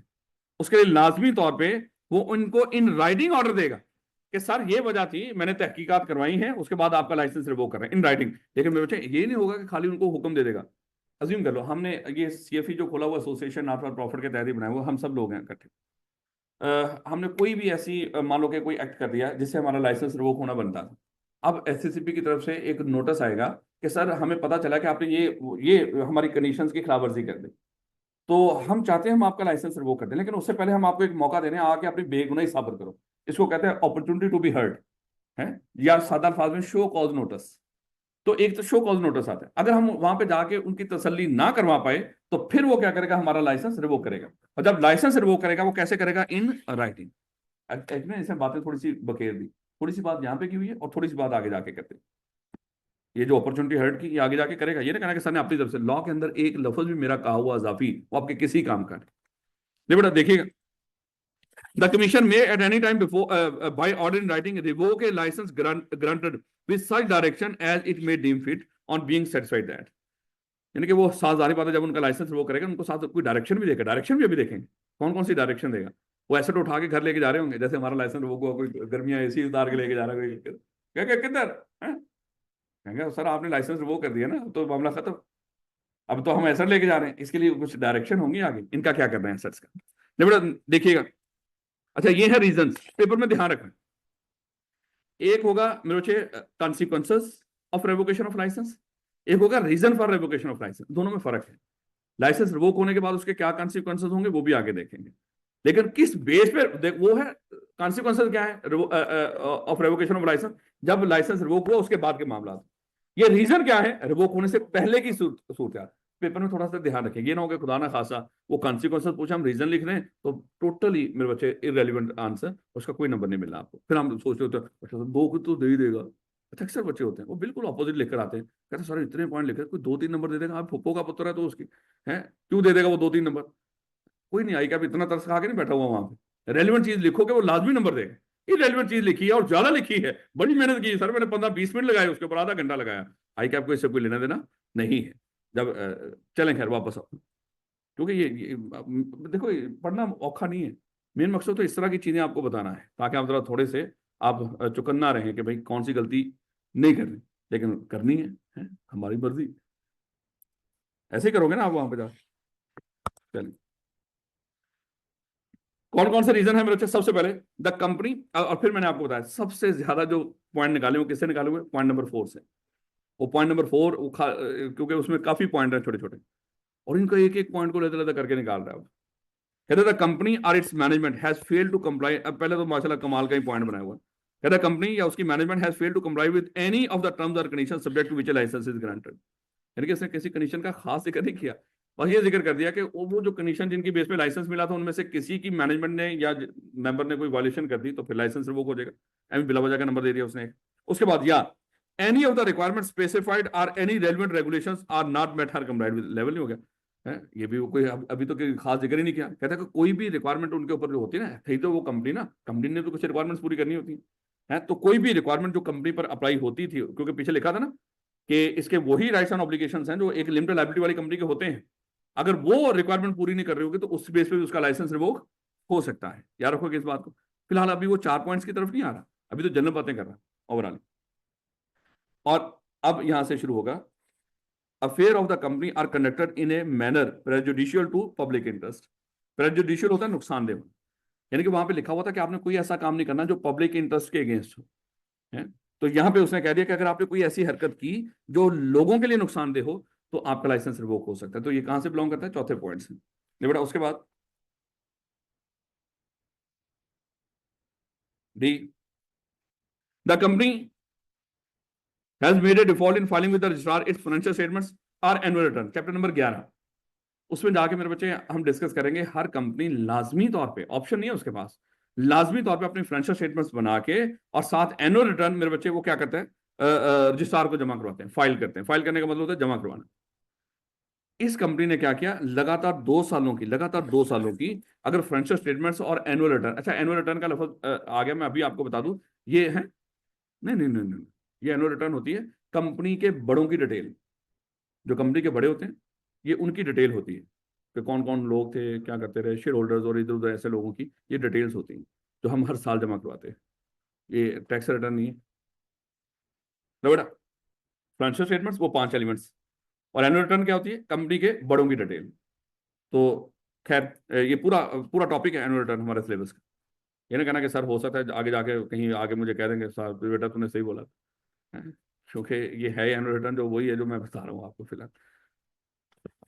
बेटा साल 2023, साल 2024, साल 2022, इस कंपनी ने क्या की, एसोसिएशन ऑफ प्रॉफिट ने साल 2022 की फाइनेंशियल स्टेटमेंट्स और एनुअल रिटर्न बना के जमा करवा दी, साल 2023 की जमा नहीं करवाई, साल 2024 की जमा करवा दी, कोई दिक्कत नहीं, ऐसे ही ना, चले इस तरह करने का उल्ट हो गया।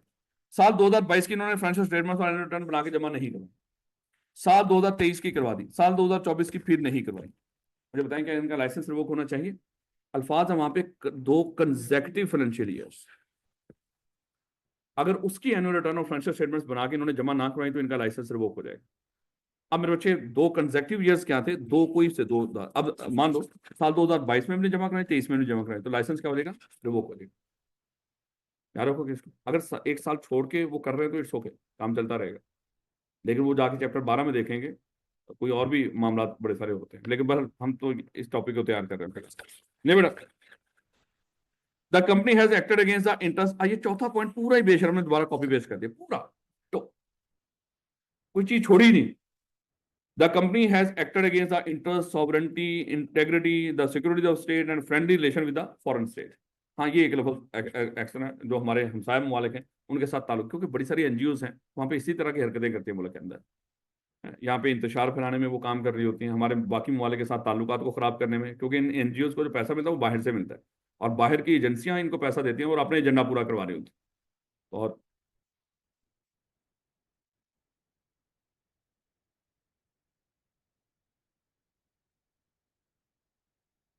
नहीं बेटा, ये समझ आ गई? कोई दिक्कत तो नहीं, आसान आसान पॉइंट है लेकिन याद करने हैं आपने। और the number of member is, आज ये एक नया आ गया था, ये भी बिल्कुल नया है।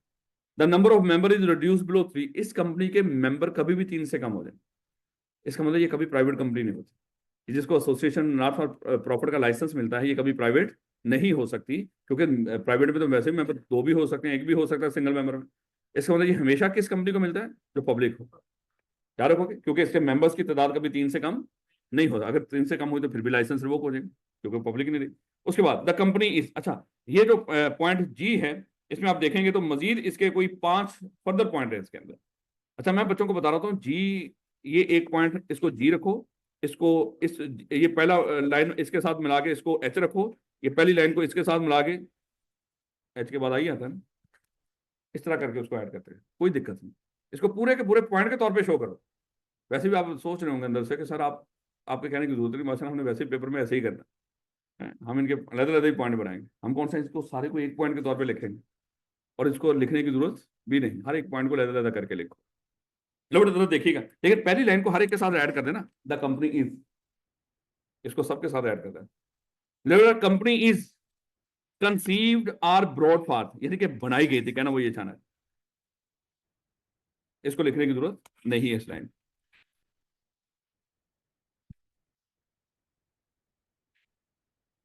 The company is or has been carrying on unlawful और फ्रॉडुलेंट एक्टिविटी, बस आधा सा। कंपनी फ्रॉडुलेंट या अनलॉफुल एक्टिविटी कर रही है, यानी कि ये भी कहां से लिया इसने पॉइंट? चौथे पॉइंट में से। The company is run and manage by person who fail to maintain proper and true accounts or they commit fraud, misfeasance और malfeasance in relation to the company. यानी कि कंपनी को वो लोग मैनेज कर रहे हैं जो कंपनी के प्रॉपर बुक्स अकाउंट्स बना नहीं रहे। आगे जाके हम डिस्कस करेंगे बेटा चैप्टर नंबर 11 के अंदर, हर कंपनी की जिम्मेदारी होती है प्रॉपर बुक्स अकाउंट्स मेंटेन करनी होती है उसने। अगर कोई कंपनी ना मेंटेन कर रही हो तो उसके खिलाफ भी कानूनी कार्रवाई होती है। तो ये प्रॉपर बुक्स अकाउंट्स मेंटेन ही नहीं कर रहे, या अगली बात, दे कमिट फ्रॉड, ये इस एसोसिएशन के जरिए फ्रॉड कर रहे हैं, या मिसफिसेंस और मालफिसेंस, जानबूझ के मैनेजमेंट खराब कर रहे हैं और जानबूझ के पैसे में हेर फेर कर रहे हैं in relation to the company. यानी कि कंपनी के मामले में जानबूझ के खराबियां पैदा कर रहे हो, पैसे में हेर फेर कर रहे हो, जानबूझ के गलत मैनेजमेंट कर रहे हो, फ्रॉड कर रहे हो, और प्रॉपर बुक्स अकाउंट्स मेंटेन ना कर रहे हो, तो इस वजह से। लेकिन कोशिश करना है कि कम से कम इनके मजीद छोटे ना कर, ये ना हो कि माशाल्लाह the company is run and managed by person who fail to maintain proper accounts, the company is run and managed by person who commit fraud, the company is run and managed by person who मान लो commit मिसफिसेंस और मालफिसेंस। इस तरह ना कर, ये ज्यादा जुल्म हो जाएगा। गलत नहीं है लेकिन फिर भी उसको फिर ज्यादा पॉइंट लिखने पड़ेंगे डेफिनेटली। आप लिखा हुआ उस तरह भी गलत नहीं है, ये याद रखिए, कर लीजिएगा उसको, लेकिन फिर कम से कम वो सारे पॉइंट कवर कर दीजिएगा। 30-35 पॉइंट लिखे होंगे, वो पागल हो जाएंगे। मैथ सर्टिफिकेट तो पक्का, और फिर एक एक लाइन छोड़ छोड़ के 4-5 शीटें भी लगाई होंगी, कोई फायदा नहीं होता एक एक लाइन छोड़ छोड़ के लिखने का यार। हाँ, किसी कोई राइटिंग का कोई इशू हो, कोई बड़ा बड़ा करके लिखता हो फिर वो कर ले, कोई दिक्कत नहीं, मना नहीं। The company is run and manage by person who are involved in terrorist financing और मनी लॉन्ड्रिंग। यानी कि अगर कौन रन और मैनेज कर रहा है, पहले जो वो बातें की, और फिर आप मजीद वो क्या बात कर रहे हैं, ऐसे लोग कंपनी को चला रहे हैं जो कोई टेररिस्ट फाइनेंसिंग में शामिल है, यानी कि दहशतगर्दों को पैसा दे रहे हैं, या मनी लॉन्ड्रिंग में इन्वॉल्व। उसके बाद the company is managed by person who refuse to act according to the, वही लॉ जो इसके ऊपर अप्लाई होता है। इसके ऊपर कौन कौन से लॉ अप्लाई होते हैं? वही मेमोरेंडम, आर्टिकल, कंपनी एक्ट 2017। लेकिन ये एसोसिएशन आफ्टर प्रॉफिट थी, इसमें मजीद कंडीशन भी बताई हुई थी एफसीसीबी ने, इन्होंने उसको मानने से इनकार कर दिया। तो फिर भी, और ये सारी बातें यही लिखी हुई हैं आप। और company is not carrying on its business और is not in operation for 1 year. Company 1 साल तक अपनी एक्टिविटी वैसे ही बंद रखती है, यानी कि लाइसेंस मिल गया और 1 साल पूरा उन्होंने कोई एक्टिविटी की ही नहीं जिस मकसद के लिए लाइसेंस लिया था, तो फिर भी उसका लाइसेंस, अब ये भी एक नई बात है। और इसके अलावा आखिरी पॉइंट क्या कह रहे हैं? It is just and equitable, इसके अलावा कोई और मुनासिब रीजन। तो ये सारे पॉइंट्स आपने क्या करने हैं? याद करने हैं मेरे बच्चे। कर लोगे ना इंशाल्लाह?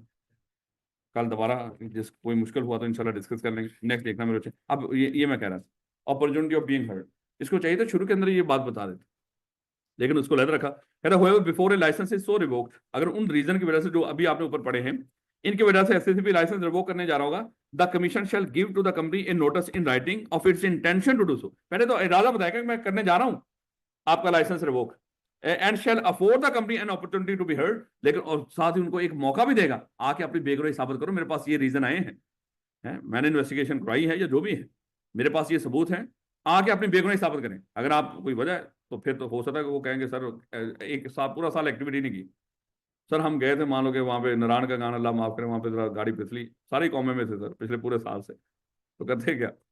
ये वैसे ही उसको बता देना कुछ ना कुछ कि वजह क्या हो,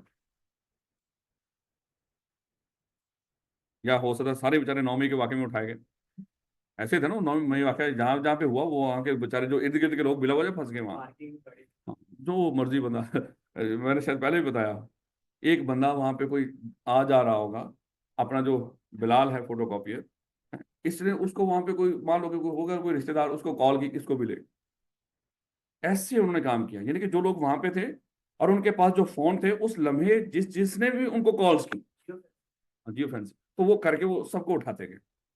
इतना भयानक हमारे मुल्क में हमला हुआ था, सानेहा हुआ था 9 मई, था क्यामत, ये कभी कोई कौम भूल नहीं सकती 9 मई को। मजम्मत ही मजम्मत है पुत्र, कौम लाल होगी मजम्मत करती करती। ले बेटा, effect of revocation of license. अब अगली बात करें, टाइम क्या हुआ बड़ा? अभी हैं 15 मिनट, बड़ी बरकत है टाइम के अंदर। 1.25 घंटे की क्लास इसीलिए रखी है, यकीन कर। पहले 1 घंटे की क्लास 10-15 मिनट लेट आओ, रिपीट करते करते टाइम गुजर जाता, पता ही नहीं चलता। इतनी बाबरकत क्लास, और आगे जब उस दोनों सब्जेक्ट मर्ज होंगे फिर कम से कम 1.5 से 2 घंटे की क्लास हुआ करनी। वो तो वैसे ही बनती है ना, वो तो सिलेबस पॉसिबल ही नहीं उसका खत्म करना, इतना बड़ा सब्जेक्ट होगा ये। नहीं, पहले हम सीला करवाते थे फिर भी लो, पहले भी था ना, उस वक्त भी पढ़ाते थे जब मर्ज था। तो क्योंकि 22-23 में आई थी ना स्कीम, मेरा ख्याल 22 के अंदर, शायद 21 या 22 के अंदर, तो 17-18 से पढ़ा रहे हैं, तो दोनों मर्ज थे उस वक्त। पहले सी लो फिर भी लो, सी लो आसान है, स्पेसिफिक है, ये जब हो जाता है तो फिर वो बी लो तो एक दुनिया है ना, तो फिर बंदा वहां पर निकल जाता है। इसका सिलेबस बड़ा होता है सी लो पढ़ाने के लिहाज से। ले बेटा चले आए जरा, आप पढ़ क्या रहे हो? एसोसिएशन आफ्टर प्रॉफिट हमने डिस्कस किया था, इसका सेक्शन कौन सा? 42। और हमने डिस्कस किया इसका मकसद क्या होता है कि अगर आप लोगों की फलाह बहबूद का काम करना चाहते हो, लेकिन साथ चाहते हो अपनी लायबिलिटी भी लिमिटेड रखो, तो उसके लिए ऑप्शन क्या आपके पास? आप कंपनी बना लो। लेकिन कंपनी की दिक्कत क्या थी? नाम के साथ वर्ड लिमिटेड, तो आप चाहते थे वर्ड लिमिटेड ना आए, क्योंकि लोग डोनेशन और चैरिटी नहीं देते, तो उसके लिए ऑप्शन क्या था? एससीसीपी के पास जाओ, जाके लाइसेंस ले लो, और लाइसेंस लेने के बाद जारी बात है वो ऐड करने की जरूरत, लेकिन कंडीशन कितनी थी लाइसेंस लेने की? 4। उसके बाद हमने डिस्कस किया कि वो चारों कंडीशन आपने किसका हिस्सा बनाना है, मेमोरेंडम और आर्टिकल्स, या किसी एक का, अगर नाम भी बनाया तो हम समझेंगे उसका हिस्सा है। और फिर मेरे बच्चे जो लाइसेंस मिला है उसको रिवोक भी हो सकता है, और रिवोक कौन करेगा? एससीसीबी।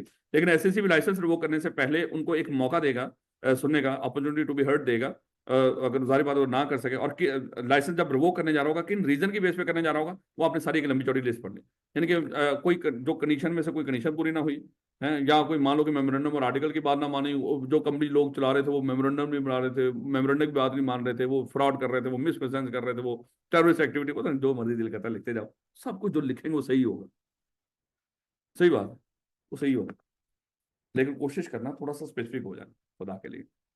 लो बड़ा आखिरी आ गया, effect of revocation of licence.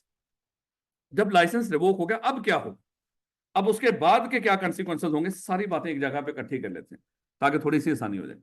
लो बेटा, अगर किसी एसोसिएशन, आप मान लो कि इन्वायरमेंट को प्रोटेक्ट करने के लिए एक एसोसिएशन हमने बना रखी थी, इसका लाइसेंस रिवोक हो गया, इसका लाइसेंस रिवोक हो गया, अगर इसका लाइसेंस रिवोक हो गया अब इसके ऊपर क्या इफेक्ट होगा, इसके कंसिक्वेंसेस क्या होंगे? मेरे बच्चे, कानून कहता है कि जब किसी एसोसिएशन नॉट फॉर प्रॉफिट का लाइसेंस रिवोक हो जाए, सबसे पहला उसने जो काम करना है, ये करना है कि वो अपनी एक्टिविटी स्टॉप कर देगी।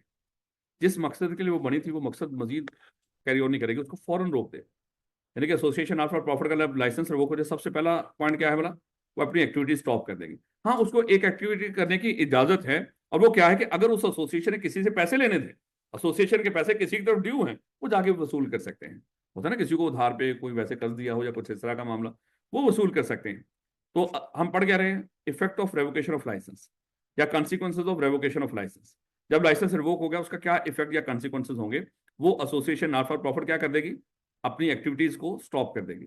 लेकिन कौन सी एक्टिविटी कर सकती है, अगर किसी की तरफ उस एसोसिएशन का पैसा ड्यू हो, वो पैसा जाके वसूल कर सकती है। याद रखोगे। अच्छा, ये जो रमजान में आप देखते हैं अखबारों में इश्तिहार पोल्स के ऊपर लगे होते हैं, टीवी के अंदर चल रहे होते हैं, इस तरह के डिफरेंट तरह की ऑर्गेनाइजेशन इतनी सारी आपके सामने आती है कि हम लोगों का ये इलाज कर रहे हैं, फ्री में ये कर रहे हैं, तो आप हमें डोनेशन दें।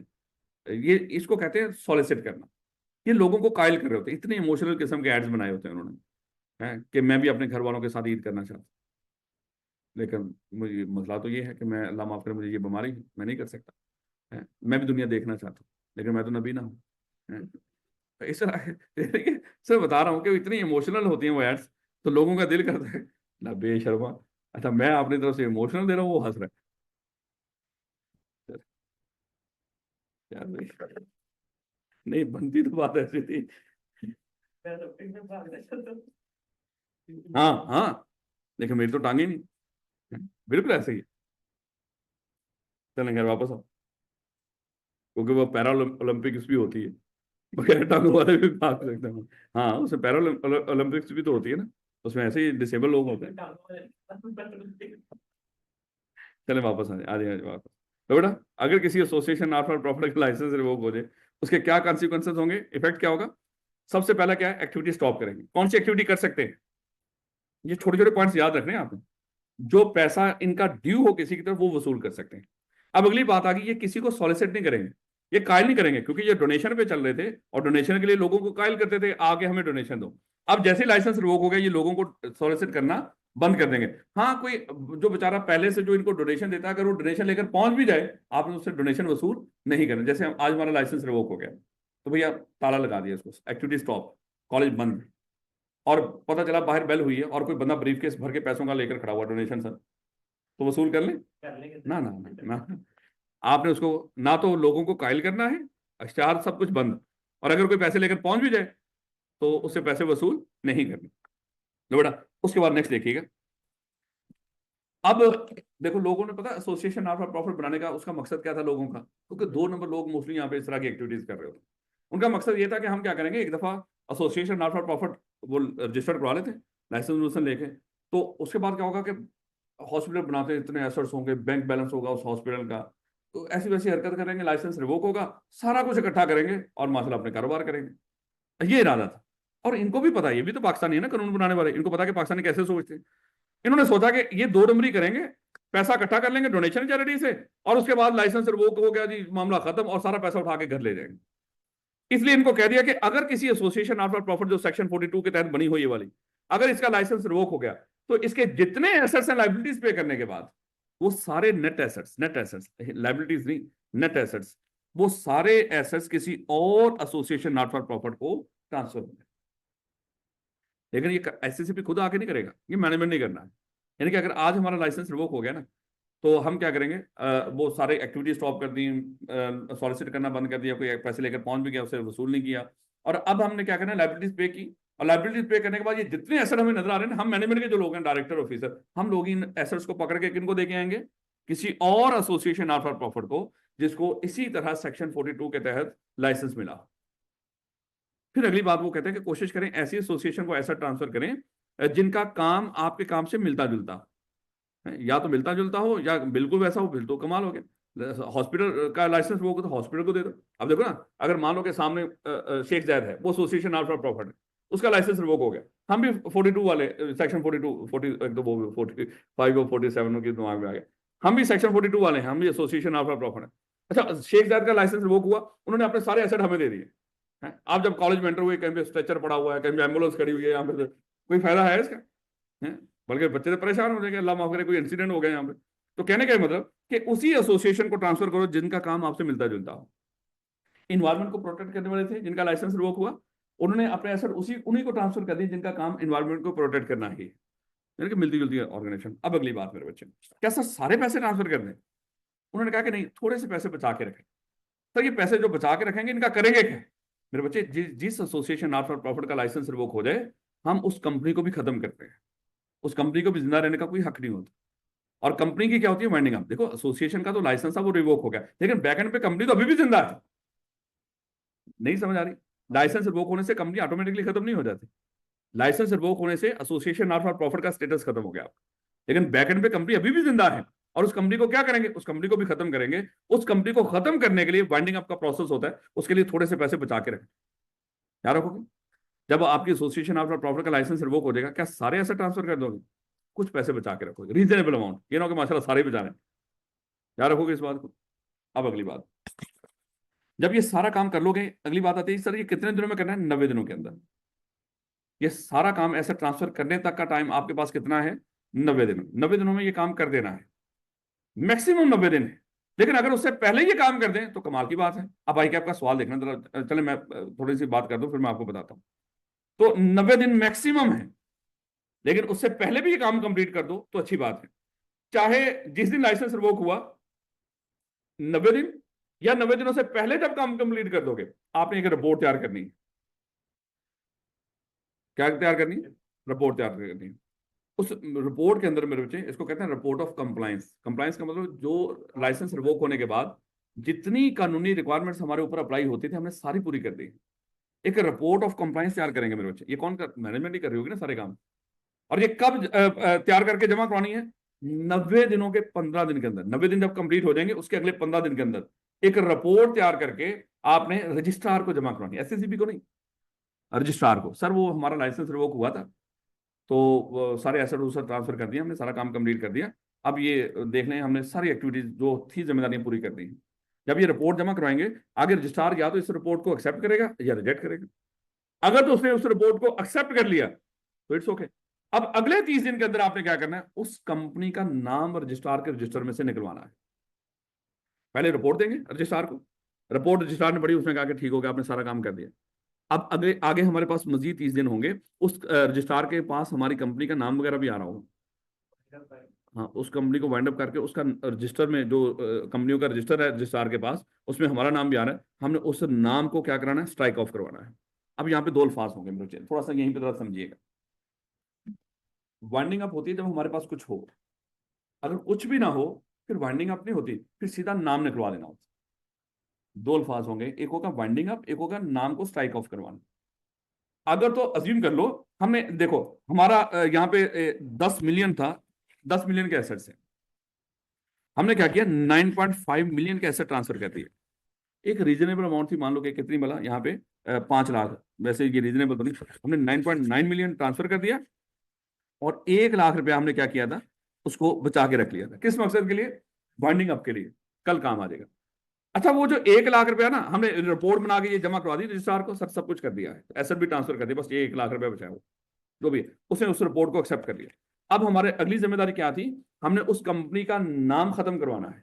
नाम या तो सीधा सीधा ही खत्म हो जाएगा, अगर कुछ नहीं बचा, वो लाख रुपया जो हमने बचाया था वो भी सारा लग लुक गया है, और उसके बाद अब हम बिल्कुल खाली हैं, जीरो है।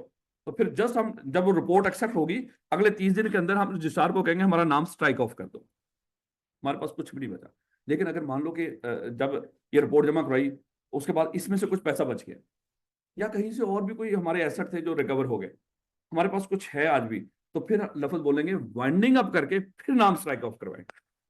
यानी कि फिर उन एसेट्स का फिर कहीं ना, वाइंडिंग अप वाइंडिंग अप में होता ही क्या है, हम एसेट्स और लाइबिलिटीज को डील कर रहे होते हैं, एसेट्स और लाइबिलिटीज को डील कर रहे होते हैं। जो पैसा मिल गया है वो एसेट्स ही है ना, भी हमारे जो बच गया वो एसेट पड़ा हुआ है ना, हम उससे डील कर रहे होंगे, फिर दोबारा उसी को ट्रांसफर करेंगे जो भी करेंगे उसका। तो फिर हम वाइंडिंग अप करके क्या करेंगे? स्ट्राइक ऑफ करवाएंगे। अगर कुछ बच गया, अगर कुछ नहीं बचा, फिर जस्ट स्ट्राइक ऑफ करवाएंगे। दोबारा इकट्ठा करके सारा समझा दूंगा, परेशान नहीं होना आप लोग। तो बड़ा दोबारा इन चीजों को थोड़ा सा रिपीट करो। अगर किसी एसोसिएशन नॉट फॉर प्रॉफिट का लाइसेंस रिवोक हो जाए तो सबसे पहला काम क्या करना है? एक्टिविटी स्टॉप करनी है। कोई एक्टिविटी कर सकते हैं हाँ एक एक्टिविटी कर सकते हैं आप। हाँ तो ये नो नहीं करना मेरे बच्चों, काम खराब हो जाएगा। जब ऑप्शन आ रहा होगा नीचे 4 ऑप्शन में से ये भी ऑप्शन होगा, तो आपने बताना कि वो पैसे किसी की तरफ ड्यू हो वो रिकवर कर सकते हैं। उसके बाद क्या किसी को सॉलिसिट कर सकते हैं, कायल कर सकते हैं हमें डोनेशन दे दो, नहीं इश्तेहार सब बंद। लेकिन अगर कोई पैसे लेकर आए उससे तो ले लेना, नहीं उससे पैसे भी एक्सेप्ट नहीं करना। और अब जो एसेट ट्रांसफर करने, जिस दिन लाइसेंस रिवोक हुआ था, रेवोकेशन के 90 दिनों के अंदर आपने क्या कर देना, asset net assets liabilities adjust करने के बाद जो नेट एसेट्स होंगे वो किसी और एसोसिएशन नॉट फॉर प्रॉफिट को ट्रांसफर करने हैं। क्या सारे करते हैं या कुछ बचा लें? हाँ एक रीजनेबल अमाउंट बचा के रख लें। और ये रीजनेबल अमाउंट किस मकसद के लिए बचा रहे हो, वाइंडिंग अप करने के लिए। जब आपने ऐसे ट्रांसफर कर दिए कि आप चुप करके घर चले जाए, नहीं एक रिपोर्ट तैयार करेंगे जिसका नाम होगा कंप्लायंस रिपोर्ट। और ये रिपोर्ट आपने ये 90 दिन गुजरने के कितने दिनों में तैयार कर लेनी है, 15 दिन के अंदर। और जब ये रिपोर्ट आप किसको जमा कराओगे, रजिस्ट्रार। रजिस्ट्रार उस रिपोर्ट को या तो एक्सेप्ट करेगा, रिजेक्ट करेगा। अगर वो रिपोर्ट को एक्सेप्ट कर लेता है जिम्मेदारी खत्म, नहीं अगले 30 दिन के अंदर आप जिस दिन एक्सेप्ट होगा, एक्सेप्ट के अगले 30 दिन होंगे आपके पास, आपने या तो नाम को स्ट्राइक ऑफ करवाना है, लेकिन अगर कुछ एसेट बच गए हैं तो वाइंडिंग अप करके स्ट्राइक ऑफ करवाना।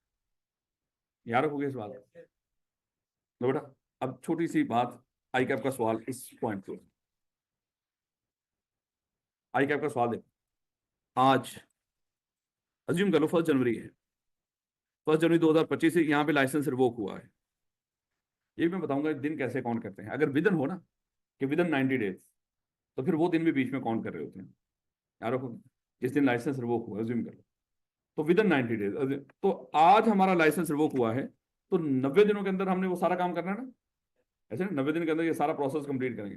तो 1 जनवरी को लाइसेंस रिवोक हुआ, जनवरी फरवरी मार्च अज्यूम कर लो, हम कहते हैं कि अज्यूम कर लो 30 मार्च को हमारे 90 दिन बनने। आपने बिल्कुल सही दिन काउंट करने हर महीने के जैसे होंगे, जैसा टैक्स आप लोगों ने दिया है, रेजिडेंट का स्टेटस काउंट करने का तरीकाकार है ना, उसी तरह करने हैं। जहां जहां पे मंथ हो तो वहां पे स्ट्रेट फॉरवर्ड मंथ। लेकिन हमारे यहाँ पे सी लॉ का एक रूल है कि जो 6 महीने तक का टाइम होता है ना उसको हमेशा दिनों में बताते हैं। कभी यहाँ पे 6 मंथ नहीं लिखे हो, 5 मंथ नहीं लिखे होंगे, 1 मंथ कभी नहीं लिखा हो। इनको हमेशा दिनों में वो बताते हैं। यानी कि 180 डेज, 190 डेज, 190 डेज तो होंगे ना, क्योंकि 180 दिन मैक्सिमम होंगे ना। उससे ऊपर तो 7वां महीना, तो 7 महीने, 8 महीने, 9 महीने जिक्र करेगा, 10 महीने, 11 महीने, 12 महीने। लेकिन वो कभी भी जो 6 महीने तक का टाइम है, 180 डेज तक, उसको हमेशा डेज में बताएगा। याद रखोगे इस बात को। तो बेटा अज्यूम कर लेते हैं 30 मार्च 2025, ये मेरे बच्चे यहां तक हमारे 90 डेज बनते थे। आपने एंड जो एक्टिविटी सारा कुछ कंप्लीट किया ना एसेट ट्रांसफर करने तक का मामला, वो इस दिन जाके कंप्लीट किया, इसी दिन 30 मार्च। अब आपके पास कितने दिन हैं, तो मैं कह दूं 14 अप्रैल तक, ऐसे ही 31 मार्च तक, तो 14 अप्रैल तक आपके पास टाइम है क्या, वो कंप्लाइंस रिपोर्ट जमा करना। लेकिन आई कैप इतना आसान सादा तो है नहीं। उसे एक एमसीक्यू दिया, उसने कहा कि इस दिन लाइसेंस रिवोक हुआ है, उस कंपनी ने जो एसेट ट्रांसफर करने थे वो कर दिए 1 मार्च तक। जो भी एसेट ट्रांसफर करने का मामला था वो कब कंप्लीट कर दिया, 1 मार्च 2025 तक। याद रखोगे। फिर उसने बताया कि अब बताओ उसको कंप्लायंस रिपोर्ट कब तक जमा करवानी है। अब ये पेपर में ध्यान रखना है इसको अच्छे तरीके से।